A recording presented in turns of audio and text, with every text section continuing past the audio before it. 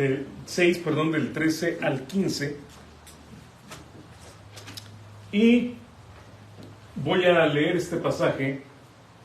Dice así: te mando delante de Dios, que da vida a todas las cosas, y de Jesucristo, que dio testimonio de la buena profesión delante de Poncio Pilato, que guardes el mandamiento sin mácula ni reprensión hasta la aparición de nuestro Señor Jesucristo, la cual a su tiempo mostrará el bienaventurado y solo soberano Rey de Reyes y Señor de Señores.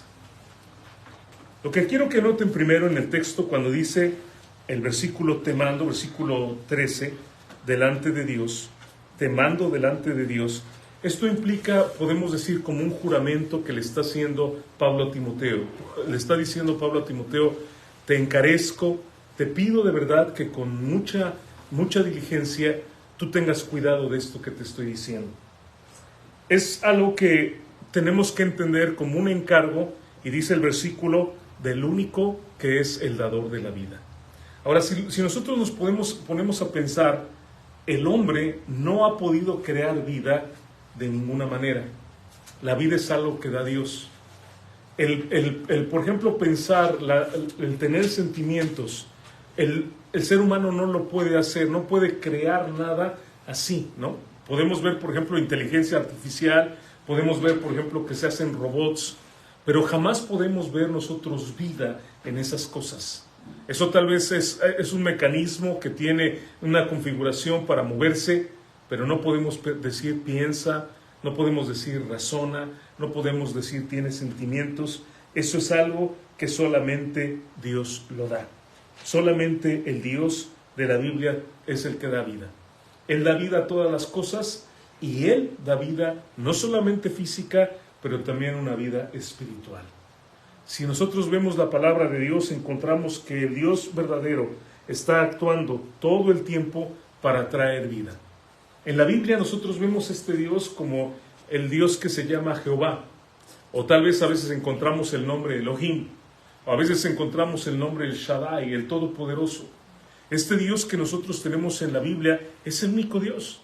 Aunque la gente quiera creer en otros dioses y en otros señores, y aunque la gente quiera exaltar a otras personas, el único Dios verdadero es el Dios que nos enseña la Biblia, y es el dador de la vida. En el capítulo 10 de Juan, quiero que vean este texto. Dice así en Juan 10:10: el ladrón no viene sino para hurtar y matar y destruir. Yo he venido para que tengan vida y para que la tengan en abundancia. Solamente el Señor Jesucristo puede dar una vida, y dice el texto, una vida que es en abundancia. Pone ahí el ejemplo de que el ladrón, hablando precisamente de la obra que el malo hace, solamente hurta, mata y destruye, pero el Señor Jesucristo nos da vida, y nos da vida en abundancia. La palabra nos enseña en este versículo 13 a dar testimonio. Te mando delante de Dios, que da vida de todas las cosas, y de Jesucristo, que dio testimonio. Y esto nos hace pensar precisamente en la necesidad de que nosotros demos testimonio de nuestro Señor Jesucristo. ¿Qué significa esto? Que el mundo pueda ver, que la gente que no conoce a Dios pueda ver que existe un Dios verdadero a través de nuestra vida, de cómo son. Es decir, que las personas puedan saber que Dios tiene el poder de cambiar cuando pueden ver mi vida que ha sido transformada. Tal vez antes de conocer a Cristo yo era una persona muy mala. Tal vez antes de conocer a Cristo yo era una persona que tomaba decisiones muy equivocadas y que hacía cosas muy malas. A lo mejor fumaba, tomaba, a lo mejor hacía cosas horribles. Pero cuando viene Cristo a mi vida, Él transforma mi vida, y entonces algo que yo tengo que hacer ahora es compartirle a la gente de esa vida que Dios nos da. Precisamente ahí, y cuando termine la reunión, una tareita que quiero dejarles, ¿verdad?, es que se lleven algunos de esos folletos. Ahí está también mi tarjeta, y que puedan invitar a otras personas a venir a la iglesia. Una tareita también es que escriban su testimonio. El testimonio es cómo conocí de Cristo, cómo era mi vida antes, cómo era yo antes. ¿Cómo fue que yo conocí de Cristo? ¿En qué momento conocí de Cristo? Y ahora, ¿cómo es mi vida con el Señor Jesucristo? Y esto tiene un poder muy grande para hablarle a la gente acerca del poder de Dios. Dar testimonio de Cristo es hablar acerca de lo que Dios puede hacer en la vida de las personas. Y de verdad que es un Dios real. Algo que en la semana yo estaba compartiendo, nos invitaron a una iglesia y yo estaba hablando de cómo Dios vino a mi vida y a la vida de mi familia, y estaba compartiendo acerca de mi papá, y algo que ayer platicaba con mi papá y le decía: tu testimonio sigue siendo muy poderoso. Él fue alcohólico, y fue un alcohólico de esos que pues es muy tomador, fue muy tomador, y él trató de dejarlo por muchos medios, de médicos, le daban un medicamento, unas pastillas para que lidiara con el alcohol, terapias psicológicas. Llegó a Alcohólicos Anónimos y le dijeron: si tú no dejas el alcohol aquí, no hay nada, no hay ningún remedio. Y me acuerdo que mi papá dijo: pues ni hablar, entonces ya no hay manera de que yo pueda dejar eso. Pero cuando él conoció a Cristo, el día que él aceptó a Cristo, él dejó de tomar y nunca más ha vuelto a tomar. Y el miércoles decía, y esto es algo que luego lo comparto, mi papá es la única persona que yo conozco, bueno, que además de que no ha vuelto a tomar. Ven, el Nuevo Testamento es la mitad de la Biblia, ¿verdad? Es desde Mateo a Apocalipsis. Mi papá tiene una copia que él hizo con su puño y letra. Hagan de cuenta que agarró el Nuevo Testamento desde Mateo y empezó a escribir en cuadernos Mateo, todo lo que dice Mateo, y luego Marcos y Lucas, desde Mateo hasta Apocalipsis. Creo que esto lo escuchó haciendo un poco corta la historia larga, somos 5 hermanos y los 5 somos pastores y estamos en diferentes lugares. Y creo que mi papá, él va a la iglesia de uno de mis hermanos, que es el pastor de la iglesia, en la Ciudad de México, mi hermano Jorge. Y creo que Jorge estaba enseñando de los reyes, que cuando los reyes llegaban a ser reyes, ellos hacían una copia de la ley. Entonces mi papá agarró la idea de la clase y él, sin que nadie le dijera, decidió que él iba a hacer su copia del Nuevo Testamento. Y esto lo digo para la gloria de Dios, ¿no? Por lo que Dios hace en nuestra vida. Cuando creemos en el Señor Jesucristo, Él hace un cambio. Yo creo que en otro tiempo mi papá no tenía ningún deseo ni de leer la Biblia, ni sabía, ni tenía idea. Como nosotros igual, ¿no? Crecimos sin ningún conocimiento de Dios. Pero cuando nosotros conocemos, ahora hay un amor hacia Dios y un deseo de ser transformados, y ese es el testimonio que la gente va a ver, el cambio que la gente va a ver en nosotros que creemos en nuestro Señor Jesucristo. Dice otro texto también, en 2 Corintios 8:9, porque ya conocéis la gracia de nuestro Señor Jesucristo, que por amor a vosotros se hizo pobre, siendo rico, para que vosotros con su pobreza fueseis enriquecidos. Y de verdad que ese amor que Dios nos ha manifestado a través de la cruz es el que nos da la vida. Es el que nos da la vida. El Señor Jesucristo, dice la Biblia, por amor a nosotros, Él se hizo pobre siendo rico. Él descendió del cielo. Él estuvo dispuesto a llevar nuestros pecados, los pecados de todos nosotros. Él estuvo dispuesto a ser crucificado por nuestros pecados. Él murió por nosotros y al tercer día dice la Biblia que Él resucitó. 40 días Él apareció, durante 40 días Él apareció a la gente después de haber sido resucitado, y después de eso Él se fue a los cielos. Y Él promete, y es algo que vamos a ver al ratito también, que Él viene por segunda vez. No solamente murió en la cruz, resucitó, se fue a los cielos y Él viene por nosotros. Gloria a Dios por lo que Él hace. Es interesante también que en el versículo 13, estamos ahí en 1 Timoteo 6:13, y dice: te mando delante de Dios que da vida a todas las cosas, y de Jesucristo, que dio testimonio de la buena profesión, dice, delante de Poncio Pilato. Y es interesante que mencione, parece como raro, ¿no? O sea, ¿por qué menciona a Poncio Pilato ahí Pablo en este pasaje? Pero creo que lo que está haciendo Pablo es que está hablando de dos figuras históricas, es decir, de Jesucristo y de Poncio Pilato. Si alguna persona dijera, es que Jesús no existió, y quiero decirles que hay gente que a mí me ha dicho, es que eso no es verdad, es un cuento que se han inventado. No es un cuento, porque históricamente existe el registro de lo que Jesucristo hizo, pero también existe el registro de Poncio Pilato, un personaje que nosotros vemos que fue precisamente el encargado de juzgar al Señor Jesucristo. Así que está hablando de un hecho real, de algo que realmente sucedió. Y de eso se trata cuando damos testimonio. Yo no puedo hablar del poder de Dios en mi vida si yo no lo he visto. O sea, yo no puedo decirle a una persona, ¿sabes qué? Dios me cambió, si yo sigo viviendo una vida que está mal. Pero cuando mi vida ha sido transformada, yo sí puedo decir, Dios me transformó. Yo puedo decir, y podría pasarme mucho tiempo hablando aquí, no quiero tomar tiempo para hablar de eso, pero podría hablarles de todas las veces que Dios, por ejemplo, nos ha provisto de comer en momentos muy difíciles. Gracias a Dios estamos ahorita muy bien y no tenemos ninguna necesidad, pero en momentos difíciles, y lo he compartido en otros momentos, cuando recién éramos convertidos, me acuerdo una noche que no teníamos nada que comer, a lo mejor mi papá me está escuchando, no teníamos gas, no había luz tampoco, estábamos con unas velas, estábamos jugando con unas velas, con esos, no sé si serpientes o escaleras o algún juego de esos de mesa para pasar el tiempo porque no teníamos comida, pero estamos felices porque ya teníamos a Cristo, ¿me explico? Estábamos muy mal económicamente porque pues mi papá había tomado mucho, ¿no? Y hay consecuencias de eso. Pero estábamos muy felices.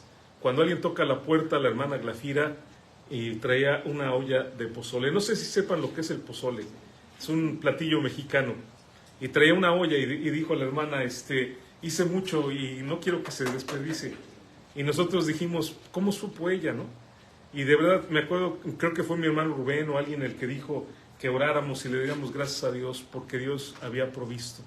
Y podía contarles de tantas veces que Dios nos ha salvado también de la muerte, ¿no, Irma? Y su mano la hemos visto así de una forma palpable. Pero podemos dar testimonio cuando es algo real. O sea, podemos de verdad hablarle a la gente del poder de Dios cuando es algo real en nuestra vida porque Dios de verdad lo ha hecho. Y de eso es de lo que está hablando. Ahora, unas reflexiones nada más antes de pasar al siguiente punto. La primera reflexión es que por seguir a Cristo podría estar en riesgo nuestra vida física. A ver, ¿escucharon bien? Sí. Recordemos que Jesucristo menciona a Poncio Pilato. ¿Y qué hizo Poncio Pilato? ¿Alguien se acuerda? Él dijo, no halló en él ningún mal, se lavó las manos y luego ¿qué hizo? Lo mandó a que fuera crucificado. Ahora, seguir a Cristo puede ser que nos ponga en peligro.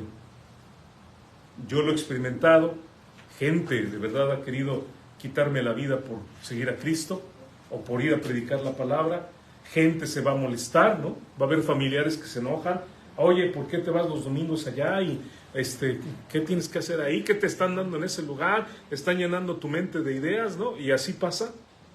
O sea, sucede. Y quiero advertirles, porque el Señor Jesucristo no esconde las heridas cuando nos invita, ¿no? No dice, síganme. Él nos muestra sus heridas. Y si Él fue herido y fue crucificado, y Él mismo le dijo, ¿verdad? ¿Se acuerdan? A Tomás le dijo, mete tu mano aquí en el costado. Si el Señor Jesucristo sufrió, puede ser que nosotros podamos pasar por eso. Y hay que tenerlo en cuenta, hay que tomarlo en cuenta. La segunda reflexión es que aun cuando hagamos lo justo delante de Dios y delante de los hombres por naturaleza son injustos y nos pueden tratar injustamente. Aun cuando hagamos lo que es justo. Y vuelvo a decir, Pablo sabía que Jesús era completamente inocente. Vean este texto. Les dijo, estas son las palabras de Pilato. Vean lo que Pilato dijo en Lucas 23, 14 y 15. Son las palabras de Pilato. Les dijo, me habéis presentado a como un hombre que perturba al pueblo, pero habiéndole interrogado yo delante de vosotros, fíjense lo que dijo Pilato, no he hallado en este hombre delito alguno de aquellos de que le acusáis. Pilato dice, ustedes me lo trajeron como un malhechor, como alguien, pero yo ya lo interrogué, yo ya estuve viendo, él no ha cometido nada. Por si fuera poco, y ni aún Herodes, porque Pilato lo mandó con Herodes y luego Herodes lo regresó al Señor Jesucristo con Pilato, ni aún Herodes, porque os remitía a él, y he aquí, nada digno de muerte ha hecho este hombre. Esas fueron las palabras de Pilato. Él dice, no hay nada digno de muerte en él. Él no ha hecho absolutamente nada. Él es inocente. Y siendo inocente, lo mandó crucificar. A ver, ¿no es una contradicción? O sea, ¿cómo? Me estás diciendo que es inocente, entonces ¿por qué lo van a crucificar? Independientemente de que era el plan de Dios, entiendo que era el plan de Dios, Jesús tenía que morir en la cruz para salvarnos. Pero no hay una lógica de decir, es un hombre inocente, yo ya lo estuve auscultando, ya lo estuve examinando, Herodes también, no hay nada en él que sea digno de muerte. Bueno, ¿y entonces por qué lo crucifican? Porque los seres humanos somos injustos. Y quiero decirles eso, podemos hacer lo correcto, y sin embargo la gente puede tratarnos injustamente, aun cuando hagamos nosotros lo correcto. Quiero que piensen que la gente sin Cristo no tiene convicciones, se deja llevar por lo que dicen las demás personas. En el caso del Señor Jesucristo, la gente estaba aclamándolo unos días antes, ¿se acuerdan? Cuando Jesús entra a Jerusalén, ponían sus mantos, llevaban palmas, decían Hosana, bendito el que viene en el nombre del Señor. Y unos días después, ¿qué estaban haciendo? Gritando, crucifícale, crucifícale. Cuando Pilato dice, ¿a quién quieren ustedes que crucifique? Está aquí uno que ha hecho mucho mal, un hombre asesino, un perverso que se llama Barrabás, y está aquí alguien que no ha hecho nada. Jesús, ¿a quién quieren que crucifique? La gente empieza a decir, a Jesús. Y liberan a Barrabás. Uno puede decir, ¿qué? O sea, no, es algo completamente absurdo. Pero de la misma manera la gente va a actuar muchas veces por las circunstancias, muchas veces porque buscan la popularidad, muchas veces porque la gente busca el poder, porque busca caerle bien a los demás. Entonces, tenemos que reflexionar en ello. El texto también nos hace pensar que debemos de dar testimonio entonces valientemente de nuestro Señor Jesucristo. Quiero decirles que estamos en una sociedad donde la gente hace lo que bien le parece, ¿no es cierto? Si quieres hacerlo, allá tú. Si quieres hacerlo malo, es tu problema. Si te gusta, está bien. ¿Qué dice la gente? Bueno, pues es que si te gusta hacerlo, si te quieres experimentar, experimenta. Yo les digo una cosa, los hijos de Dios buscamos hacer la voluntad de Dios. Nos interesa a nosotros lo que piensa no la multitud, sino ¿quién? Nuestro Dios, la palabra de Dios. Entonces, valientemente, eso significa que nos vamos a enfrentar a la oposición de la gente, nos vamos a enfrentar a que la gente no quiere. No se desanimen. Hace rato estábamos hablando de que hemos tenido la bendición de estar en muchos lugares predicando la palabra de Dios y ahora estamos comenzando otra vez. Estamos desde cero, como decimos, empezando nuevamente en otro lugar. Y les voy a decir, va a haber gente que nos va a decir, sí, ahí voy. Va a haber gente que nos va a decir, ¿a qué horas es la reunión, no? Pero a la mera hora no va a llegar. Pero les digo una cosa, no se desanimen. Esa es la naturaleza de la gente. Vamos a dar testimonio de nuestro Señor Jesucristo con valor. Nuestro ejemplo es nuestro Señor Jesucristo. Nuevamente, no trabajamos para satisfacer a los hombres, trabajamos para satisfacer, para agradar a nuestro Señor Jesucristo. Ese es nuestro plan. La segunda idea que quiero compartir en estos versículos es guardar el testimonio. Si bien debemos dar el testimonio, también dice el versículo 14 que debemos guardar el testimonio. Versículo 14. Y les voy a pedir que lo lean conmigo en voz alta. Vamos a leer estas líneas de 1 Timoteo 6:14, ¿ok? Lo leen conmigo. Que guardes el mandamiento sin mácula ni reprensión. Y esto nos habla de guardar, de guardar el mandamiento de nuestro Señor Jesucristo. Pablo le encomienda a Timoteo que guarde el mandamiento. Ahora, ¿qué es el mandamiento? Realmente Pablo se está refiriendo a todo el mandamiento, a todos los mandamientos que están en la carta. Pablo le está diciendo, ¿sabes qué? Guarda todas estas enseñanzas. Y esto, miren, es un proceso, ¿no? Primero, yo leo la palabra, yo estudio la palabra, yo aprendo la enseñanza de la palabra, pero ahora que yo la aprendo y que la tengo en mi mente y la tengo en mi corazón, la tengo que vivir. ¿Me explico? O sea, no es solamente repetir, por ejemplo, no sé si sepan Juan 3:16, porque de tal manera amó Dios al mundo, que ha dado a su Hijo unigénito, para que todo aquel que en él cree no se pierda, mas tenga vida eterna. Y lo puedo repetir, ¿verdad? Como si fuera un lorito, ¿no? Un periquito. ¿Son los loros o los pericos o uno de los dos? Y puedo repetir las palabras, pero no significa nada. La idea es que yo guardo la palabra porque yo estoy viviendo la palabra, porque yo estoy motivado no solamente a estudiarla, a aprenderla, sino también a vivirla. Ese es el punto. Cuando la palabra de Dios se convierte en mi vida, cuando lo que dice la Escritura es parte de lo que yo soy, porque ahora yo estoy estudiando la palabra. Y es un camino, fíjense, que nos va perfeccionando. A lo mejor cuando yo conocí a Cristo decía malas palabras. Hoy, gracias a Dios, no las digo. ¿Por qué? ¿Porque soy muy bueno? No, porque Dios cambió mi vida. Ajá. Antes de que yo conociera a Cristo fumaba. Ahora no fumo. ¿Por qué? Porque tengo un gran poder de voluntad. No, porque el Señor Jesucristo hizo en mi vida la obra para que yo dejara eso. Y yo sigo caminando, ¿me explico? A lo mejor mi problema es el mal carácter. A lo mejor soy una persona que me enojo demasiado. O a lo mejor soy una persona que no solamente me enojo, pero cuando me enojo agarro algo y hasta rompo la televisión, ¿no? De un golpe y digo, es que estoy furioso y ahorita voy a empezar a romper todo. Y dije, el Señor viene a mi vida y me empieza a enseñar que eso no está bien, que Él tiene que controlar mi vida, que yo tengo que tener templanza. Y entonces aprendo a enojarme, pero ya no voy a golpear las cosas, ¿me explico? Es una transformación de la palabra de Dios en mi vida. No es solamente escuchar la Biblia y decir, bueno, qué bonito el mensaje, sino de verdad es el poder ser transformado. ¿Y qué más? Y en esa transformación, ahora compartir la palabra. Perdón, ¿su nombre cuál es? Yulisa. ¿Yulisa? Y son sus hijitos, me imagino. Sí. Y qué bendición, Yulisa. Qué bendición el poder compartir la palabra a nuestros hijos. O sea, qué bonito. Tenemos 2 hijas nosotros. Una ya está casada, la otra está soltera. Y les puedo decir que yo le doy gracias a Dios que jamás nos han dado un dolor de cabeza. Mi hija mayor tiene, ¿qué? 31 años. Y hasta el momento jamás nos ha dado, al contrario, alegrías. Pero ¿saben por qué? ¿Saben por qué, Yulisa? Porque fueron ellas criadas en la palabra de Dios.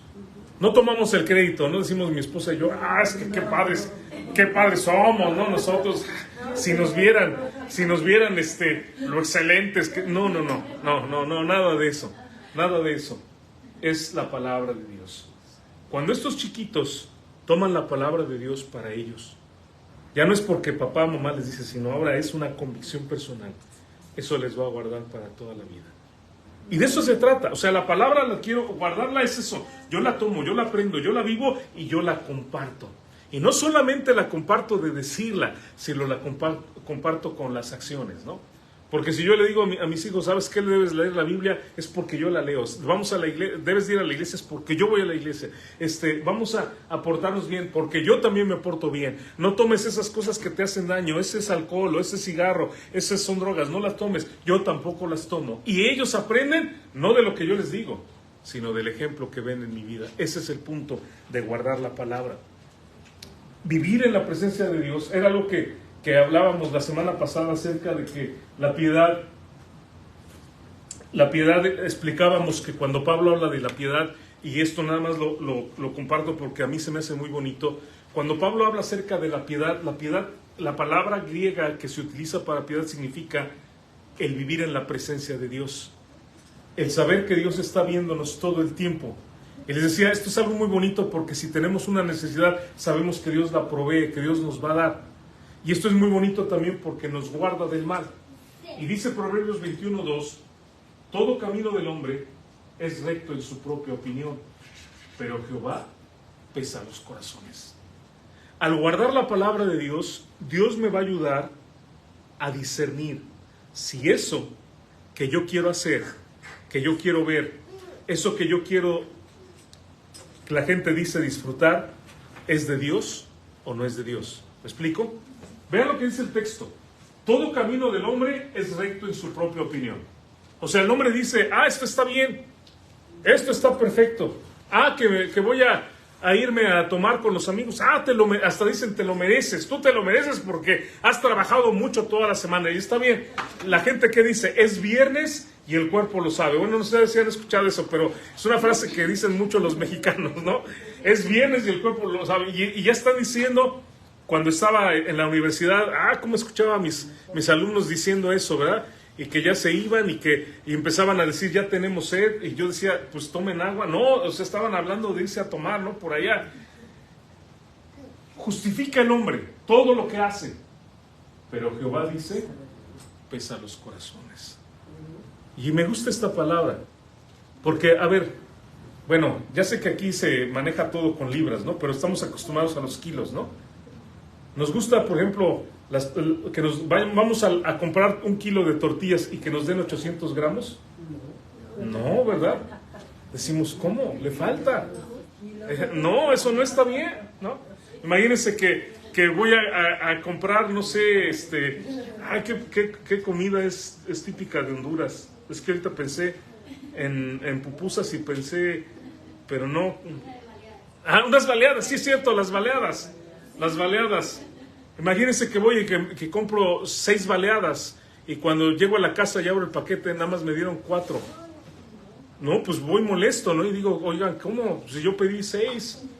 Entonces, Dios pesa los corazones y Dios dice, ¿sabes qué te falta? Oye, eso no es lo que yo estoy pidiendo de ti. Te está faltando. ¿Por qué estás viviendo así? Y ese es guardar la palabra. Cuando continuamente estamos examinando nuestra vida, pidiendo a Dios que examine nuestra vida para vivir conforme el plan de Dios en nuestra vida, lo que Él quiere en nuestra vida. De otro texto, hablando de cómo Dios escudriña. Vean este texto tan precioso, es una joya. Proverbios 4:23, sobre toda cosa guardada. Y pienso, ¿qué guardamos? A lo mejor las damas tienen sus cosas de oro, ¿no? Que las guardan en una cajita, o el anillo de no sé qué, o alguna cosa muy valiosa. Pero dice la Biblia, sobre todo lo que tú guardas, guarda tu corazón, porque de él mana la vida. Y es exactamente las convicciones que yo tengo, lo que yo creo, de ahí va a ser lo que yo actúe, lo que yo haga. ¿Cómo me comporto? En base a mis convicciones. Cuando yo digo, Dios es el Dios de dioses, Señor es su palabra santa, voy a guardarla, eso va a regir mi vida. Cuando yo digo, no, pues a mí no me interesa lo que diga la Biblia, entonces voy a hacer lo que a mí bien me parezca. Pero del corazón mana la vida, entonces guardemos en nuestro corazón la palabra de Dios. Asegurémonos de que nuestros motivos son correctos en nuestro corazón, que de verdad amamos a Dios sinceramente y que le obedecemos sinceramente de todo corazón. Aprendamos también, hablando de guardar el corazón, aprendamos a perdonar. Esto es algo muy importante, porque dice la Biblia que si hay una raíz de amargura, eso va a ser algo que no nos va a ayudar a crecer. Y a veces, les voy a decir una cosa, la gente nos va a hacer cosas horribles. ¿Por qué? Porque los hombres son pecadores. Es decir, voy a decir que es por default, ¿no? Que la gente nos va a engañar. Y si usted dice, no, pues es que yo tengo toda mi confianza en este hombre, dice la Biblia, y cuidado, porque dice, maldito el hombre que confía en el hombre.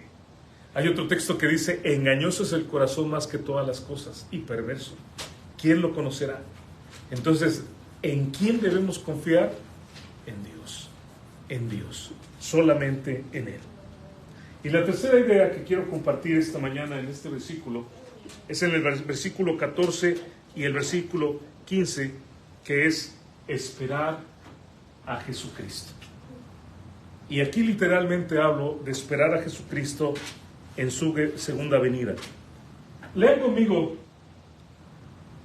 los textos que tengo aquí. ¿Listos? Vamos a leerlo en voz alta. Dice, que guardes el mandamiento sin mácula ni reprensión hasta la aparición de nuestro Señor Jesucristo, la cual a su tiempo mostrará el bienaventurado y solo soberano Rey de reyes y Señor de señores. Que guardes el mandamiento sin mácula ni reprensión. Aquí hay una cosa muy interesante.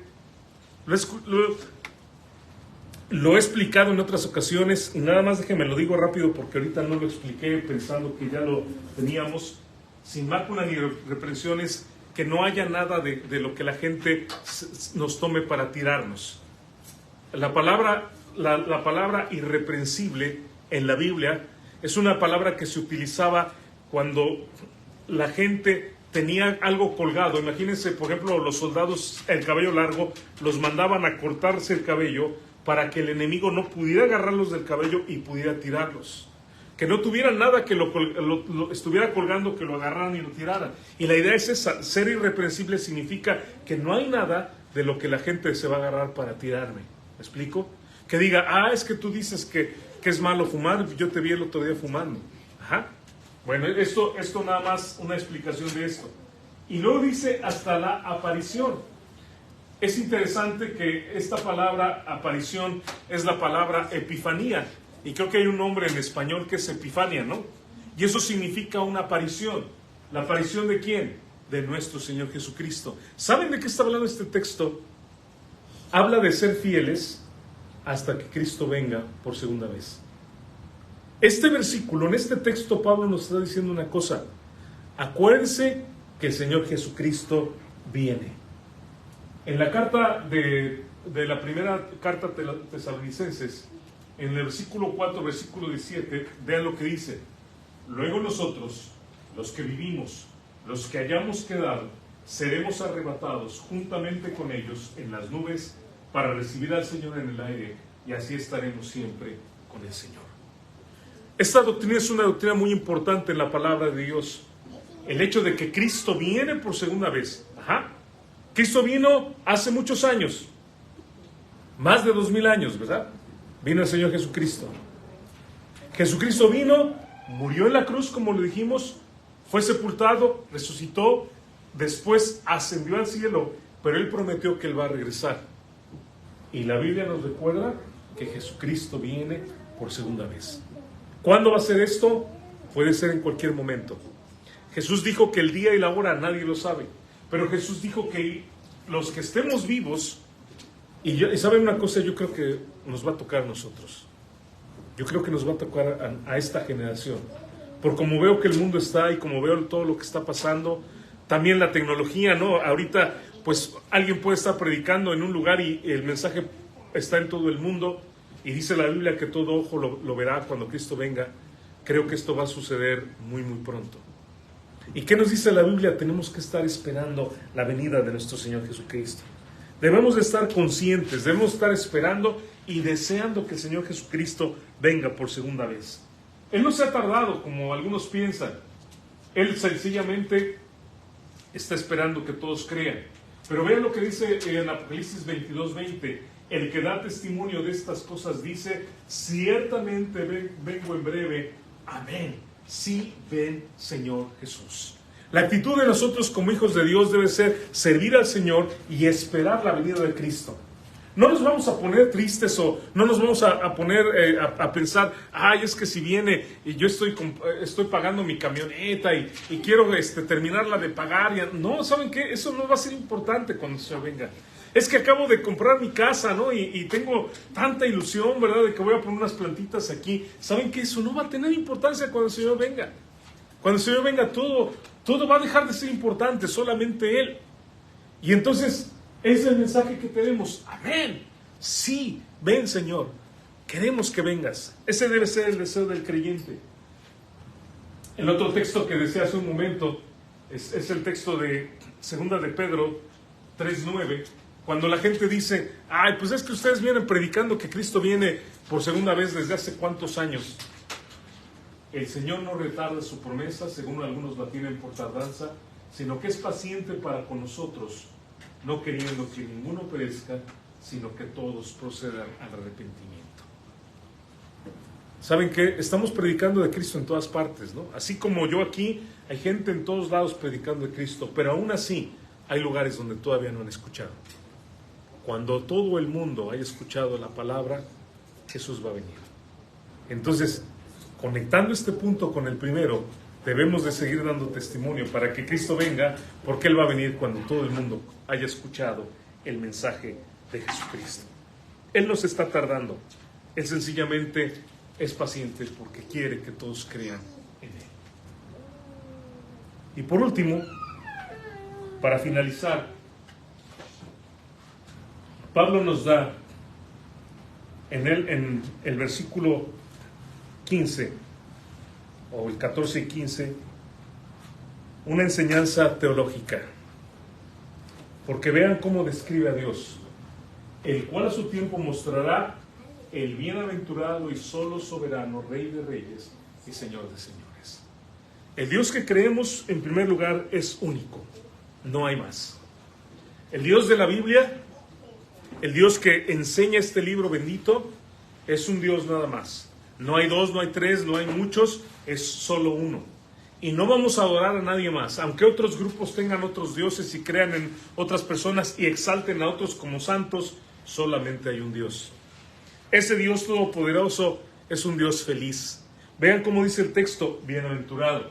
Y eso significa que Dios es un Dios feliz, que tiene su felicidad y su gozo en sí mismo.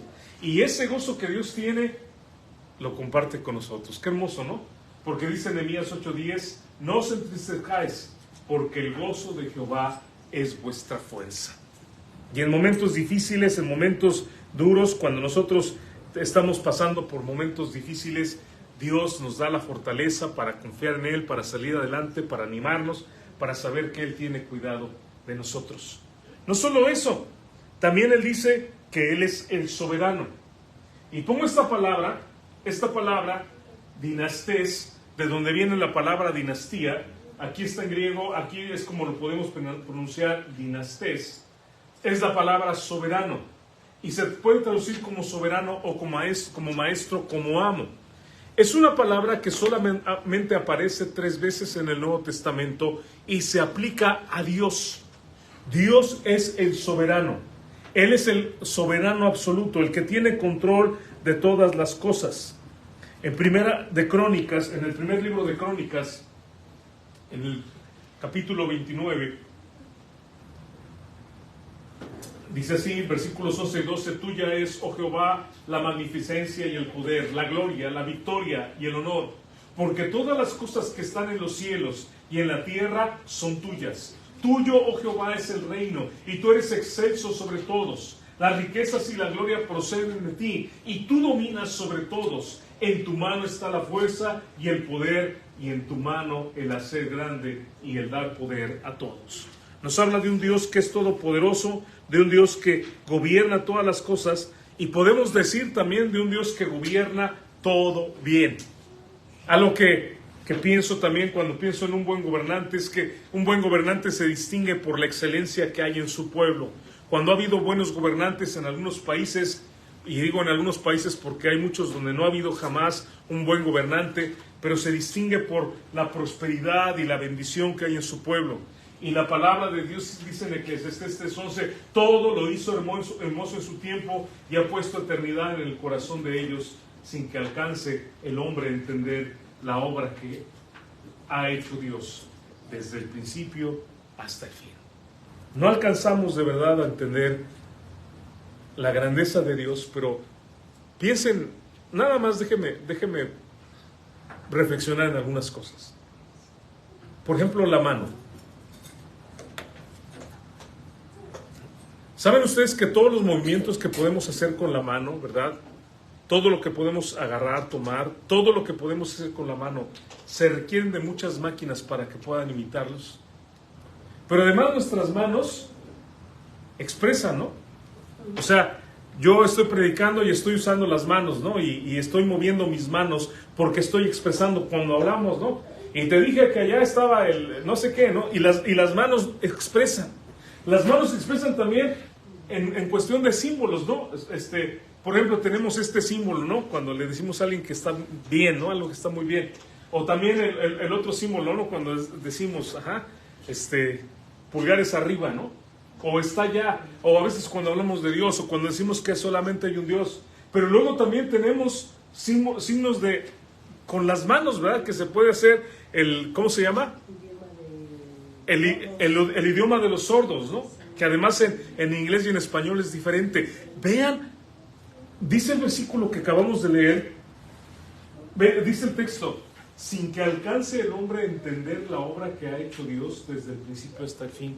O sea, no acabamos de entender el poder de Dios en todo lo que Él hace. Y hablo de la mano, hablo también del ojo. El ojo es una maravilla. Cuando nosotros usamos una cámara, la cámara tiene que enfocar, ¿no? Cuando queremos enfocar, va enfocando poco a poco. Nuestro ojo enfoca inmediatamente. O sea, yo la puedo ver ahorita y estoy viéndola claramente, y volteo y la veo a ella y estoy viendo claramente y hacia allá, y nuestro ojo enfoca inmediatamente. Tiene una habilidad tremenda. El ojo, esto es un dato nada más, puede distinguir 10 millones de colores diferentes. ¡Qué maravilla!, ¿no? ¡Qué maravilla! ¿O qué decir del cerebro? Que tiene una capacidad increíble para absorber información. Estos chiquitos están ahorita, su mente, ¿verdad?, captando toda la información. Escuchen esto. Un trozo de tejido cerebral del tamaño de un grano de arena, o sea, nada, contiene 100,000 neuronas y 1,000 millones de sinapsis suceden en ese momento. Es decir, la comunicación de esas 100,000 neuronas es una comunicación que se está dando en una velocidad de 1,000 millones. Qué bendición, ¿no? ¿Quién ha hecho esto? ¿El hombre? Dios. Él es el soberano que gobierna todas las cosas. Pero si por si fuera poco, y ya termino con esto, dice la Biblia en el Salmo 3:8 y Jonás 2:9, la salvación es de Jehová. Y esto es algo precioso. Que este Dios que ha tenido el cuidado de hacer nuestros ojos, que ha tenido el cuidado de hacer nuestro cerebro, que nos da la capacidad de pensar, de hablar, de comunicarnos, es un Dios que no solamente se preocupa por el físico. Yo no tengo ningún problema de que la gente se preocupe por el físico, ¿no? Vivimos en una era donde todo el mundo va al gimnasio, y a lo mejor deberíamos algunos de ir, a lo mejor yo debería de ir, ¿no? Y bajar la panza, ¿no? Es algo que tal vez necesito. Pero ¿saben una cosa? Dios no solamente está preocupado por el físico, nos ha dado ojos con capacidades maravillosas, manos, cerebro, y podríamos hablar de todo. Pero ¿saben qué es lo más importante? Dios nos quiere dar la salvación. Porque dice la Biblia, ¿de qué aprovecha el hombre si gana todo el mundo y pierde su alma? ¿De qué sirve que una persona viva 80, 90, 100 años, 103 o 104, creo vivió mi abuela? Pero después de eso hay una eternidad. Y la Biblia nos dice que la salvación es ¿de quién? De Jehová. Es decir, no es algo que el hombre puede tener por sí mismo, ¿entienden? No es algo que alguien se esfuerce haciendo obras y haciendo muchas cosas y dando dinero a los pobres y yendo a muchos lugares a ayudar a la gente, la puede obtener. O sacrificándose y caminando de rodillas de un lugar a otro. No, el hombre no lo puede obtener. La salvación es algo que es un regalo de Dios. La Biblia dice que por gracia somos salvos. Por gracia. Es un regalo. Es un don de Dios. Y dice la Biblia que no es por obras para que nadie se gloríe. Es un regalo que Dios nos da. Y cuando alguien nos da un regalo, ¿qué tenemos que hacer para que sea nuestro? Si alguien dijera, te regalo un agua, lo único que tengo que hacer, ¿saben qué es? Dar gracias y tomármelo. Aquí está. ¿Qué sucede si yo no la acepto? Pues no puede ser mía, porque me la están dando. Tengo que aceptarla, ¿verdad? Y como dice, dar gracias. Así es la salvación que Dios nos da. Y termino. Dice la Biblia, hablando de esta salvación, porque hay un solo Dios y un solo mediador entre Dios y los hombres, Jesucristo, hombre. No hay más. Comenzamos diciendo que hay un solo Dios y terminamos diciendo que hay un solo Dios, del cual debemos de dar testimonio, debemos de hablarle a la gente y vivir para Él, del cual debemos guardar su testimonio, su palabra en nuestra vida y vivirla y compartirla con los demás. Este Dios que estamos esperando, ¿verdad? Que venga por segunda vez por nosotros. Hay un solo Dios y hay un solo mediador entre Dios y los hombres. Esa palabra es una palabra interesante, porque esta palabra tiene un significado de hacer un puente. Esa es la idea. El mediador es el que hace un puente.